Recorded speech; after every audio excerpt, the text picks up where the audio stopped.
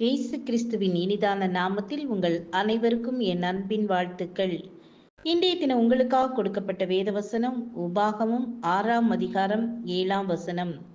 நீ அவைகளை உன் பிள்ளைகளுக்கு கருத்தாய் போதித்து, நீ உன் வீட்டில் உட்கார்ந்திருக்கிற போதும், வழியில் நடக்கிற போதும், படுத்துக் கொள்ளுகிற போதும், எழுந்திருக்கிற போதும் அவைகளை குறித்து பேசி. திறமை வாய்ந்த ஒரு ஊழியர் உலக பிரசித்தி பெற்ற நிறுவனம் ஒன்றில் மிகவும் திறமை வாய்ந்த நபராக வலம் வந்தார். அந்த நிறுவனத்தின் வளர்ச்சியில் பெரும்பங்கு அவருடைய திறமையினாலேயே உண்டானது. ஆனால் அந்த ஊழியர் அந்த நிறுவனத்தின் கொள்கைகளை மதித்து நடக்கவில்லை. உயர் அதிகாரிகள் எச்சரித்தும் அந்த கொள்கைகளை கடைபிடிக்கவில்லை. எனவே அந்த நிறுவனம் அவரை அந்த நிறுவனத்திலிருந்து நீக்கியது. இதனை அறிந்த வேறொரு நிறுவனம் அவரை தங்கள் நிறுவனத்தில் பெரிய பதவியை கொடுத்தது. அந்த அளவிற்கு அவர் மிகவும் திறமை வாய்ந்தவராக இருந்தார்.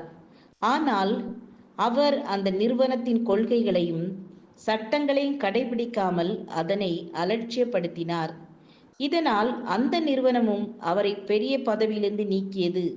இப்போது அவரின் வாழ்வில் கரும்புள்ளி விழுந்துவிட்டது. தன் தவறை உணர்ந்தார். இறைவனிடம் தன் தவறுகளை அறிக்கையிட்டு மன்னிப்பு கேட்டு நல்ல வாழ்வை பெற்றுக்கொண்டார்.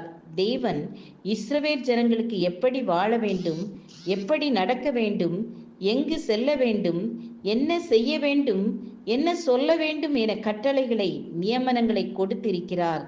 இவைகளை கருத்தாய் பேசி தங்கள் பிள்ளைகளுக்கு எடுத்து கூற வேண்டும்.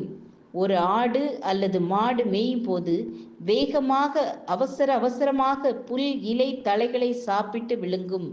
பின்பு மரத்தின் நிழலில் அமர்ந்து தான் சாப்பிட்ட புல் இலை தழைகளை அசை போட்டு உணவை உட்கொள்ளும். இதுபோல நம் பிள்ளைகளுக்கு ஞாயிறு அன்று குடும்பமாக ஆலயம் சென்று குடும்பமாக ஒன்றாக அமர்ந்து சாப்பிட்டு ஓய்வு நாளை மனமகிழ்ச்சி நாள் என்று மகிழ்ச்சியாக வாழ்ந்து காட்ட வேண்டும்.